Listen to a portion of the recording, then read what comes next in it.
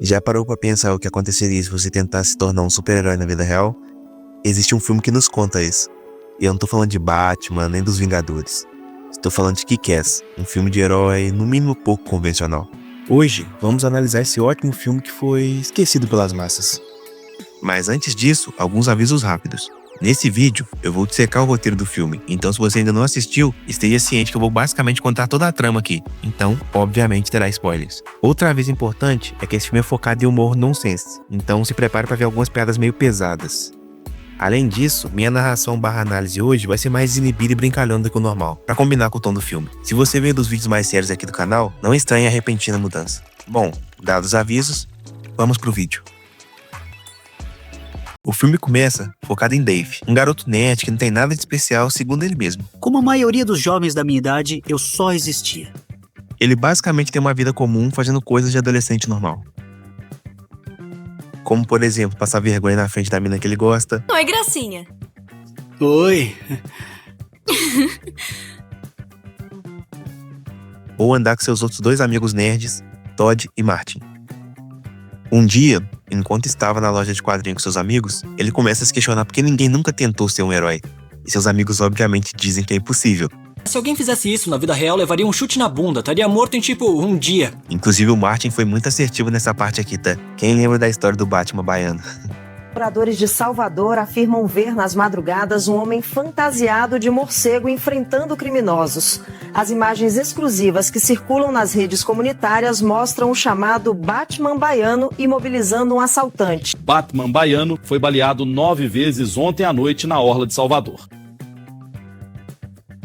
Dave continua insistindo, dizendo que alguém deveria fazer isso, enquanto seus amigos basicamente debocham dele. Logo, eles são interrompidos pela chegada de Chris da Mika à loja de quadrinhos, um garoto solitário que Dave diz não ter amigos. Seus amigos debocham dele, dizendo que ele tem pena de um cara que é rico e tem um pai poderoso. Logo depois, ele tenta ir conversar com Chris, mas é expulso pelo segurança brucutu dele. Rapidamente, Dave e seu amigo Todd saem da loja cagando de medo. No caminho pra casa, eles são assaltados pela 1000ª vez, enquanto um vizinho só observa sem fazer nada. Isso deixa nosso protagonista pensativo. Logo, ele chega em casa e decide comprar uma roupa de super-herói pela internet. O filme então corta para um galpão, onde conhecemos Frank. Ele é basicamente o vilão do filme. Ele é um chefão do crime local e está interrogando um de seus homens que ele acusa de ter vendido seu produto para os rivais. O homem se defende, dizendo que ele foi atacado por alguém de aparência estranha. Citri disse que o cara parecia o Batman. Frank, obviamente, não acredita nesse absurdo e manda seus homens cuidarem dele. Ele então vai até seu carro, onde seu filho está o esperando. Aqui descobrimos que Chris, na verdade, é o filho do chefe do crime local. Passa um tempo e o uniforme que o Prota havia comprado chega e ele se apressa para usar.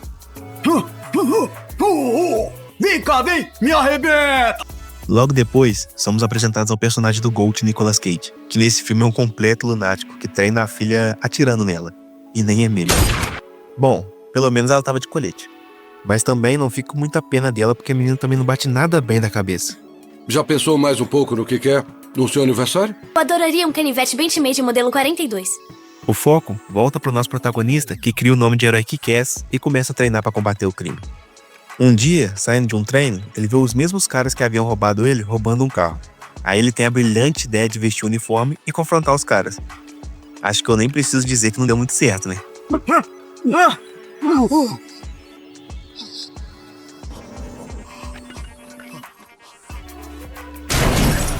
Enquanto nosso protagonista está quase indo de Vasco, o foco troca pra Joe, um dos capangas de Frank que vai até ele pra avisar que alguém está vendendo seu produto pros russos, só que mais barato, provando pra eles que haviam pegado o cara errado no começo do filme. Coitado do mano, morreu de graça. Frank então obviamente fica puto e manda seu capanga resolver o problema. Joe rapidamente acha o cara que tinha passado a informação errada e estoura ele no micro-ondas industrial. E uma cena que eu obviamente não vou colocar aqui. Se passa algum tempo, e Dave começa a se preparar para sair do hospital, tendo colocado placas de metal basicamente por todo o corpo. Ah, eu esqueci de falar. Nos poucos momentos de consciência que Dave teve durante o resgate, ele pediu pros médicos não falarem pra ninguém que ele estava vestido de Kick-Ass. Por isso todo mundo começa a achar que ele estava pelado na hora do incidente. O que causa uma série de boatos e perguntas desconfortáveis, até mesmo de seu próprio pai. A polícia disse que te acharam nu. Os bandidos, eles não... Não! Voltando pra escola, ele pelo menos descobre algo bom do acidente. Os médicos colocaram tantas placas de metal em seu corpo que ele simplesmente não sente as terminações nervosas, fazendo ele ser extremamente resistente à dor. Até nisso o cara é meio azarado. O poder que ele ganha é poder apanhar e sentir pouca dor. É aqui que nosso protagonista acha que a sorte está virando, porque a mina que ele curte chama ele pra tomar um café na loja de quadrinhos que ele frequenta. Mas logo a felicidade do mano dura pouco, porque os amigos dele contam o verdadeiro motivo dela ter chamado ele pra tomar café. A Kate deu uma se liga em bichonas. E o que isso tem a ver comigo, hein? Tem uns boatos por aí de que você O quê? é gay. Depois disso, ele continua treinando e saindo pra rua vestido de Kick-Ass. Sim, quase morrer não foi o suficiente pra esse cara abandonar essa vida. Inclusive, ele abre uma espécie de site pra quem precisar de ajuda poder mandar e-mail pra ele. Sinceramente, pra alguém pedir ajuda desse cara é porque tá muito fodido. Aí, durante uma das saídas noturnas, ele acha um bando perseguindo e batendo em outro cara. Ele, claro, se mete e leva outra coça. Mas dessa vez, ele consegue ir melhor e espantar os caras. Aí um cara aleatório filma a briga e joga na internet, o que faz com que o Kick-Ass vire uma celebridade do nada. Diga-se de passagem, até nosso Gold começa a conhecer ele. Vi o vídeo dele, ele é muito bom mesmo. Não pra levar chute na bunda. Aí, nosso protagonista vai tomar aquele café com a cremosa. E ela presume diretamente pra ele que ele é gay. E ele basicamente assume pra ficar perto dela. Sei que você deve estar pensando. Que cara imbecil falar pra mina que gosta que é gay? Mas vocês não estão entendendo o conceito de estratégia do mano. Ele só vai aguardar de perto a oportunidade de aparecer. Como diz o filósofo brasileiro Ninja, não tem como ganhar do cara paciente. O cara paciente é imbatível. Enquanto ele aguarda na paciência a oportunidade de aparecer, ele faz a mina escrever um e-mail pro Kick-Ass, como se não fosse ele mesmo, contando as tretas que ela tava tendo com o ex-namorado bandido dela que batia nela. Só um parêntese. Doideira que até em filme americano elas gostam dos crias, né? Voltando. Como todo bom gado, ele vai atrás do ex dela vestido de Kick-Ass. E como sempre, ele só se fode e quase morre. Mas é salvo na última hora pela Mid, ou Hit Girl, a filha do Gold. Depois que ela passa todo mundo, ela pega todo o dinheiro que tinha lá e sai pela escada do incêndio. E nosso prota segue ela. Nessa hora, mostra nosso Gold com a roupa de herói e seu vulgo Big Daddy. Abrindo um parêntese, o vulgo grande pai combina com ele, né? Cá entre nós. Então nessa hora é revelado o óbvio, que era a dupla de pai e filha que estava prejudicando os negócios de Frank durante todo o filme. Logo, a dupla sai de cena e deixa nosso protagonista se sentindo um merda por não conseguir fazer nada. O que sinceramente ele tá certo, né? Logo depois, Joe vai até Frank e mostra pra ele um vídeo que um dos traficantes que estava na casa gravou antes de morrer, em que nele o Kick-Ass aparecia, fazendo Frank acreditar que era ele que estava prejudicando seu negócio e jurando nosso protagonista de morte. Eu quero a cabeça desse Kick-Ass espetada numa vara. E quero agora. Coitado, o cara quase morreu e ainda leva a culpa por tudo. Nessa hora, a dupla de pai e filha aparece no quarto de Dave, pra mostrar pra ele que foi muito fácil achar ele e tal. Dizer que por mais que eles não confiassem nele, caso ele precisasse de ajuda, era só colocar no site que eles apareceriam.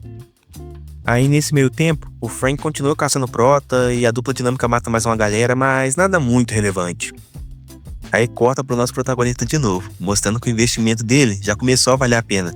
Quando a cremosa, ainda achando que ele é gay, chama ele pra fazer bronzeamento artificial nela. Só que pro azar dele, ela faz um comentário dizendo que o ex dela tá sumido há um tempo e corta o clima completamente. Aí o foco muda de novo, mas dessa vez com um policial invadindo a casa do Gold, que é um antigo amigo dele. Aí a gente finalmente descobre o porquê do Gold tá fazendo tudo aquilo. Um resumo rápido é que ele era um policial honesto e heróico que é incriminado pelo Frank porque ele atrapalhava os negócios dele. Depois disso, a esposa dele, que estava grávida da Mid, fica deprê e comete aquela palavra com S. Por sorte, os médicos conseguiram salvar a Mid a tempo e ela é criada por esse amigo dele policial. Quando ele finalmente sai da cadeia alguns anos depois, ele pega a Mid, que é esse amigo dele, começa a treinar ela pra finalmente se vingar do Frank. Marcos insiste pra ele parar com aquela vida e dar uma infância digna pra Mid, mas o Gold não ouve. Como eu disse, ele é doido. Então o policial vai embora decepcionado, mas não sem antes dizer que o chefe de polícia, que é pago por Frank, está caçando o Kick-Ass. A cena muda pro Frank andando de carro pela rua, até que ele se depara com o Kick-Ass caminhando. Ele logo começa a perseguir ele, e entra num beco atrás dele e o mata. Mas mal sabia ele que aquele não era o verdadeiro Kick-Ass, era só um cara aleatório com a mesma roupa. Ao mesmo tempo, nosso protagonista está consolando a cremosa, que está chorando após descobrir da morte do ex. Sim, o cara batia nela e ela tá chorando por ele. Vai entender, né? Enfim, aí ela diz que ele é um cara incrível, que se ele não fosse gay, ela ia render pra ele. Estão vendo o que eu falei? O conceito de estratégia. Dave fica tentado a falar pra ela, mas no fim não fala nada. Aí a gente volta pro Frank puto, descobrindo que o Kick-Ass que ele matou não era o verdadeiro.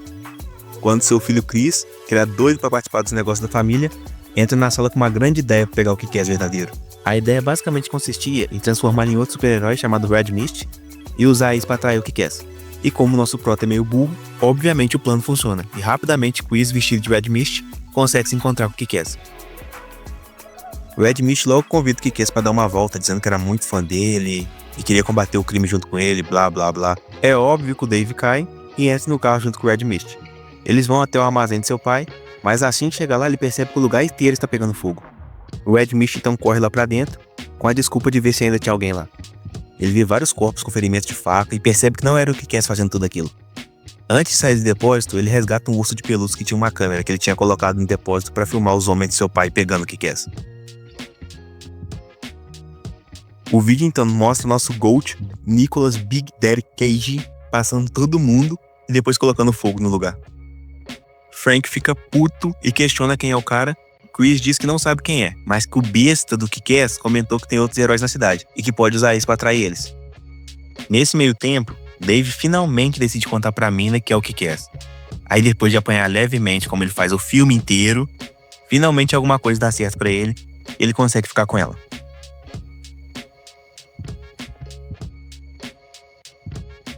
Assim que ela descobre, ela manda ele parar de ser o Kick-Ass porque fica com medo dele se machucar e tal.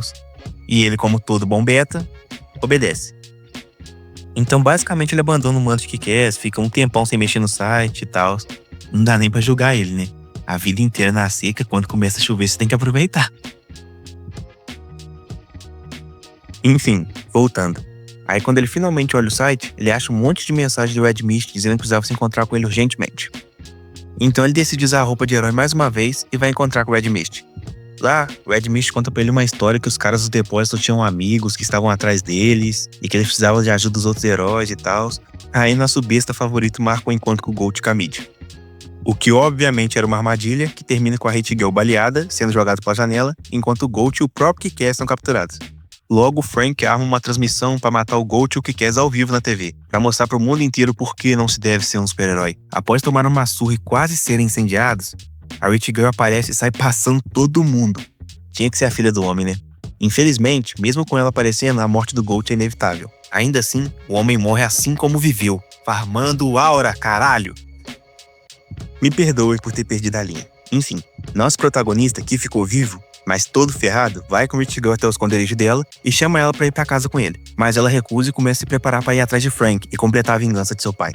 Como eu disse, ela é braba. Dave, meio a contragosto, acaba indo junto, já que ele se sente mal por ter sido culpado pela morte do pai dela. Um tempinho depois, nossa mini Goat invade o prédio de Frank sozinho e começa a eliminar um por um os seguranças dele, no melhor estilo Rambo. Mas antes de completar o serviço, ela acaba ficando sem munição e quase é pega. Mas no último momento, nosso protagonista surge com uma mochila a jato e passa geral. No final, só fica Kick-Ass e Hit Girl vs Red Mist e Frank, rolando meio que um X1 de cada lado. O X1 de Hit Girl e Frank é muito foda. E o de Kick-Ass e Red Mist é tenebroso. Nossa mini Goat acaba perdendo o X1 pro Frank e quase é morta, mas no último minuto Dave, que havia meio que vencido de Red Mist, aparece e atira em Frank com uma bazuca. Sim, com uma fucking bazuca. Então ele pega a mochila a jato e tira a Hit Girl ferida de lá. Quando eles chegam em um lugar seguro, eles finalmente tiram as máscaras e se apresentam um pro outro pelos seus nomes reais. O filme termina com Dave aposentando o manto de Kick-Ass e focando no que realmente ele queria, ter uma mina.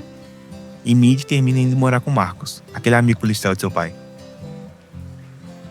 E assim acabam os filmes de heróis mais realistas de todos. Eu sei o que você está pensando. Como esse filme pode ser realista se no final o cara mata o vilão com um tiro de bazuca? Bom, eu entendo seu ponto. Mas sendo sincero, se você comparar Kick-Ass com 99% dos filmes de heróis por aí, não dá pra negar que o que rola aqui é muito mais próximo da nossa realidade. É óbvio que tem um exagero ou outro, como uma menina de 11 anos passando rodo em geral, ou o protagonista que leva surras monumentais e continua de pé, mas no fim a gente releva essas coisas. Ainda assim, no geral, esse filme é o que temos de mais próximo do que aconteceria caso alguém decidisse ser um super-herói da vida real. E basicamente ele funciona como um aviso sutil de não faça isso de jeito nenhum. Enfim, é isso. Se você gostou, deixe seu like, se inscreva no canal e o mais importante, comenta aí embaixo se você gostou desse tom mais brincalhão ou prefere as análises mais sérias. E aproveita e já manda qual o próximo filme ou série você quer que eu analise por aqui. Então, valeu e até a próxima.